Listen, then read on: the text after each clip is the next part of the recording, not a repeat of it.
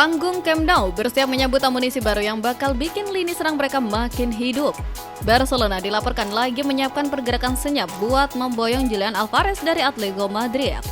Kabar hot ini ditiupkan langsung oleh Fabrizio Romano yang menyebut manajemen Blaugrana bakal melayangkan proposal resmi perdana mereka dalam beberapa hari ke depan. Menariknya, transfer ini dirancang murni finansial tanpa embel-embel tukar tambah pemain. Alvarez sendiri kabarnya sudah memantapkan hati dan bilang ke pihak Atletico kalau dia mau angkat kaki setelah sebelumnya menolak perpanjangan kontrak. Pertemuan intensif antara Barcelona, agen pemain dan para perantara pun sudah menemui titik terang. Demi menebus magis penyerang Argentina ini, Barca siap merogoh kocek di kisaran 100 juta euro atau sekitar 2,78 triliun rupiah. Kalau proposal ini resmi mendarat, fix, drama kepindahan Alvarez bakal jadi saga transfer paling panas yang wajib kita pantau. Beralih ke Liga Inggris, badai transfer beneran mulai menyapu Old Trafford. Di bawah kendali Michael Carrick, Manchester United tampaknya nggak mau sekedar numpang lewat dan siap mengobrak-abrik Liga Champions musim depan. Sebagai hidangan pembuka, Setan Merah dikabarkan tinggal selangkah lagi meresmikan jangkar tangguh Atalanta, Ederson dengan mahar 45 juta euro.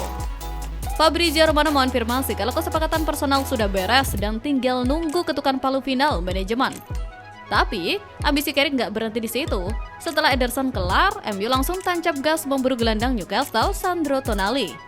Gianluca Di Marzio menyebut kubu Setan Merah pede banget bisa mengamankan tanda tangan gelandang Italia ini.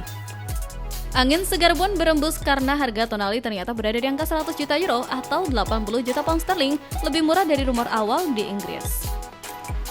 Apalagi Tonali emang ngebet banget main di UCL, kompetisi yang nggak bisa dikasih Newcastle.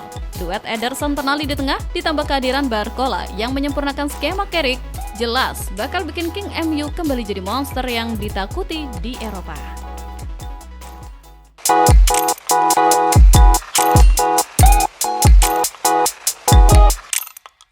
Dengar kabar dari Italia, kayaknya kita bakal beneran kehilangan salah satu sisa-sisa penyihir lini tengah terbaik di dunia. Luka Modric dilaporkan udah mulai mikir buat gantung sepatu beres Piala Dunia 2026 nanti. Jujur, ini keputusan yang emosional banget tapi masuk akal. Di umur dia yang mau nyentuh 41 tahun, Modric cuma mau main kalau klubnya punya target juara yang jelas. Nah apesnya, AC Milan musim depan malah gagal lolos ke Liga Champions dan manajemennya malah sibuk ngerombak total isi klub. Motivasi main Modric langsung ambles ke titik nadir, apalagi setelah Massimiliano Allegri resmi dipecat. Tahu sendiri kan, Modric bertahan di San Siro itu murni karena faktor kenyamanan dan kedekatan dia sama taktiknya Allegri. Begitu Allegri didepak, stabilitas ruang ganti yang dicari Modric langsung sirna dan dia ngerasa proyek Milan musim depan bakal terlalu melelahkan buat dinikmati. Geser ke lantai transfer yang mulai memanas. Ada kabar cerdik dari Manchester United. Memanfaatkan momen degradasi West Ham, MU langsung gerak cepat buat ngamanin Fernandes. Gelandang angkut air berumur 21 tahun. Bocah Portugal ini diproyeksikan buat gantiin posisi Casemiro yang bakal cabut. Kalau lihat statistiknya di Premier League, Fernandes ini emang ngeri banget. Dia unggul mutlak atas Casemiro dalam urusan tackle, intersepsi, sampai menang duel. Manajemen Setan Merah yakin banget gaya mainnya yang agresif cocok sama proyek jangka panjang Ineos. Plus, si pemain emang ngefans berat sama Bruno Fernandes, jadi hatinya udah merah dari awal. Kalau deal, dia bakal jadi tandem kokoh biar Kobbie Mainoo bisa lebih bebas maju ke depan buat ngebela tim. Di sisi lain, sang jawara Arsenal nggak mau kalah start. Mikel Arteta dilaporkan siap membajak winger Aston Villa, Morgan Rogers, dan demi menambah kedalaman skuad biar meriam London tetap dominan di Liga Inggris. Gak heran, Arteta kepincut, statistik Rogers memang gak ngotak. Dia sukses ngantongin 28 gol dan 24 assist dari 109 laga. Makanya, Arsenal mau cepet-cepet beresin negosiasi sebelum Rogers ditikung sama Chelsea atau Liverpool yang kabarnya juga mulai lirik-lirikan.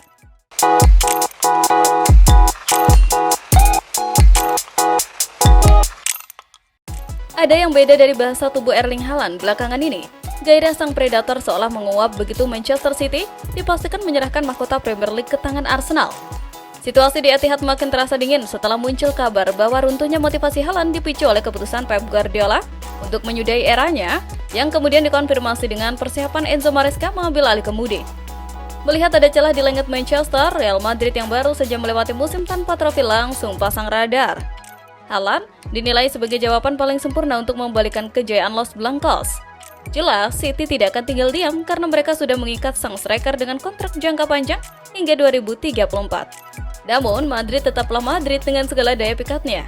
Menariknya, manuver ini disebut-sebut bakal mengorbankan Vinicius Junior yang siap dilepas, sekaligus menjadi alarm evaluasi bagi Kylian Mbappe yang kontribusinya dianggap belum memenuhi ekspektasi di Spanyol. Keberhasilan Michael Carrick meloloskan Manchester United ke Liga Champions jelas mengubah cetak biru klub musim depan. Menyadari ketatnya kompetisi Eropa, manajemen langsung bergerak cepat di lantai transfer, terutama untuk mencari suksesor Casemiro di lini tengah.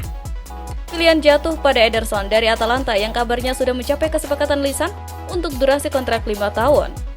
Proyek lini tengah Carrick tampaknya bakal makin bertenaga karena United juga selangkah lagi mengamankan Sandro Tonali dari Newcastle.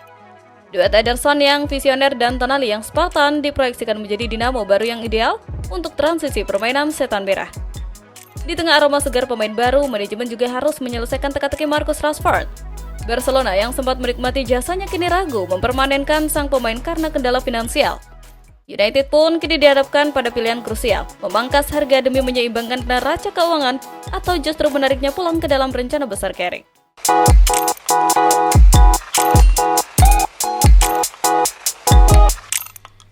Selhurst Park kemarin malam menjadi saksi takdir yang manis bagi Arsenal.